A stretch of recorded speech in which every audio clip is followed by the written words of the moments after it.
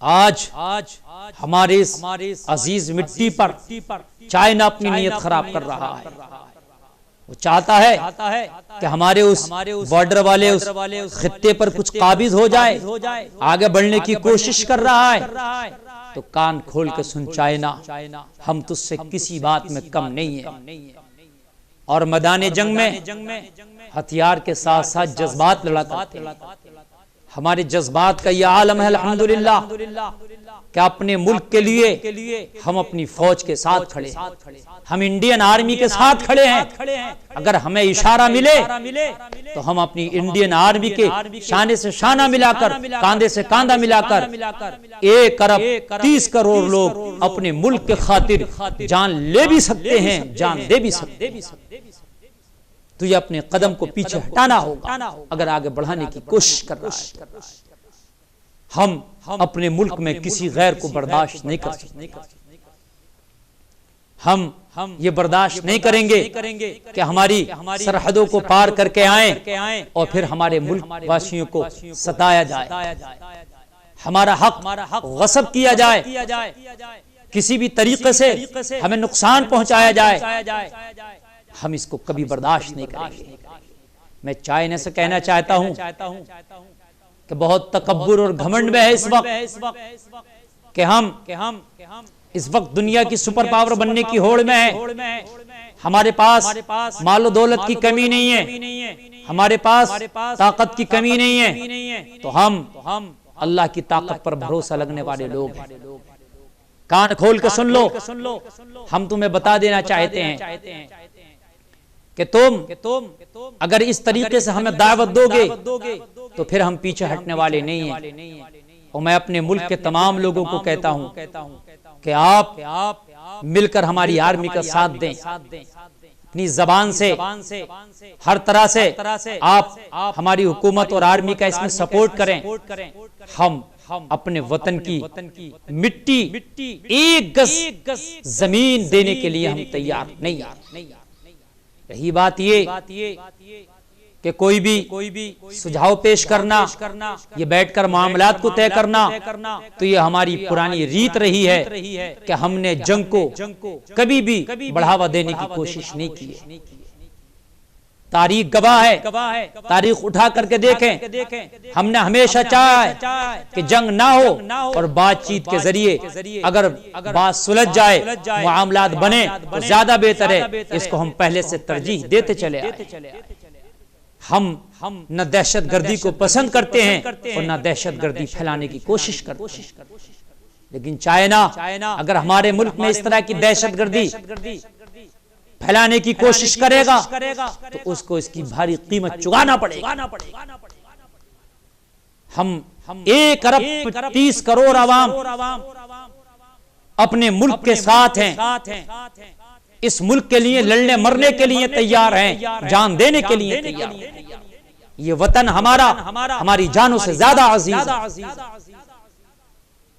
جو ہمارے شہیدوں نے اس وطن کے لیے قربانیاں دی ہیں، ہم انہیں شرمندہ نہیں ہونے دیں گے۔ یہ ہمارا وطن جو اس کی گود میں آج بھی کتنے ہمارے شہید آرام کر رہے ہیں، یہ ہم سے آج بھی کہہ رہا ہے کہ کل بھی تم نے اپنے سپوتوں کو قربان کر کے میری حفاظت کی تھی، اور اگر ضرورت پڑی تو یہ ایک چائنا نہیں، اگر چائنا جیسی 1000 طاقتیں آ جائیں تو اے میرے سپوتوں، تم کو آج بھی کھڑے ہو کر کے میری مٹی کی حفاظت کرنی ہے۔ آج بھی ہمارا وطن ہم سے چیخ چیخ کے یہ مانگ کر رہا ہے۔ تو میں گزارش کرنا چاہوں گا کہ اگر چائنا کی نیت خراب ہے اور اپنے ذہن میں کوئی غلط بات سوچ بیٹھا ہے تو اس کو اپنے قدم واپس کرنا پڑے گا، اپنا ذہن وہ صاف کر لے اور اپنے ذہن سے یہ نکال دے کہ ہم نے اپنے ملک، اپنے وطن کی 1 گز زمین بھی ہم اس کو دیں۔ ہم نے نہ کل سمجھوتا کیا تھا اپنے ملک کے خاطر، اور انشاءاللہ نہ آج سمجھوتا کریں گے اور نہ مرتے دم تک سمجھوتا کریں گے۔ ہم اور ہماری نسلیں ہمارے وطن کے لیے مرنے کے لیے کل بھی تیار تھے، اور انشاءاللہ ہم ہمیشہ جب تک دم میں دم ہے تیار رہیں گے۔ ڈاکٹر اقبال نے یوں ہی نہیں کہا تھا، اس وطن کی کچھ خاصیت ہے، یہ وطن چبھتا ہے سب کو۔ ہمارا وطن سونے کی چڑیا ہے، یہ سب کو چھپتا ہے۔ ڈاکٹر اقبال نے تبھی کہا تھا سارے جہاں سے اچھا ہندوستان ہمارا، ہم بلبلیں ہیں اس کی یہ گلستاں ہمارا۔ ہم اپنے گلستان کو تباہ و برباد نہیں ہونے دیں گے، ہم اپنے گلستان کو اجڑنے نہیں دیں گے، ہم اپنے گلستان میں کسی اور غیروں کو برداشت نہیں کریں گے۔ یہ ہمارا گلستان ہے، ہم اس کی بلبلیں ہیں، ہم اس کے مالی ہیں۔ اس میں طرح طرح کے پھول لگے ہیں، اس میں طرح طرح کے مذہب کے لوگ بستے ہیں۔ ہمارے اس چمن کی یہی تو خاصیت ہے، یہی تو اس کی خوبصورتی ہے کہ جیسے چمن میں طرح طرح کے پھول ہوتے ہیں، اس میں ہر مذہب کے لوگ بستے ہیں، طرح طرح کے مذہب والے اس میں بستے ہیں۔ لیکن جب بات آتی ہے ملک کی تو پھر ہم سب ملک کے خاطر ایک ہیں۔ ہمارے مذہب اگرچہ الگ ہیں، ہم اپنے مذہب پر عمل کرتے ہیں، وہ ہمارے مذہب کا معاملہ ہے کہ جب وطن کا معاملہ آتا ہے تو پھر ہم الگ پلیٹ فارم پہ نہیں ہیں، وطن کے خاطر ہم سب ایک پلیٹ فارم پہ نظر آئیں گے انشاءاللہ۔ اور ہم کسی اعتبار سے اللہ نے ہمیں کمزور نہیں کیا ہے۔ کبھی ڈوکلام پہ حملے کر کے وہاں پر ہم کو ڈسٹرب کرنے کی کوشش کی جاتی ہے، اور آج ہمارے سامنے لداخ کا مسئلہ ہے، وہاں پر اس کی فوج آگے بڑھنے کی کوشش کر رہی ہے۔ ڈوکلام بھی ہمارے ملک کا ایک اٹوٹ انگ، اور لداخ بھی ہمارے ملک کا ایک اٹوٹ حصہ ہے۔ ہم کبھی برداشت نہیں کر سکتے کہ ہم اس حصے میں کسی کی آمد کو برداشت کریں، اور یہ ہوتا چلا آیا، بہت برداشت بھی کرتے چلے آئے۔ تاریخ گواہ ہے، دنیا گواہ ہے، اس معاملات میں جتنا صبر بھارت نے کیا ہے شاید کسی نے کیا ہو۔ چائنا ہمیشہ جنگ چھیڑنے کی آرزو میں رہتا ہے، ہمیشہ چاہتا ہے کہ ہمارے فوجیوں کو برگلایا جائے اور یہ کوئی غلط قدم اٹھائے، ہمیشہ یہ چاہتا ہے کہ کوئی ایسی غلطی ہو کہ جس غلطی کو دکھا کر کے میں ان پر جنگ مسلط کروں۔ یہ زبردستی کی جنگ ہے جو ہم پر مسلط کرنے کی کوشش کر رہا ہے، لیکن خدا گواہ ہے، وہ چاہے ڈوکلام کی وادیاں ہوں یا لداخ کی وادیاں ہوں، ہم اپنی جانیں اپنے ملک کے لیے ہر جگہ پر قربان کرنے کے لیے تیار ہیں، لیکن اپنے ملک کی 1 انچ زمین کا ٹکڑا بھی چائنا نہیں، ہم کسی کو بھی دینے کے لیے راضی نہیں۔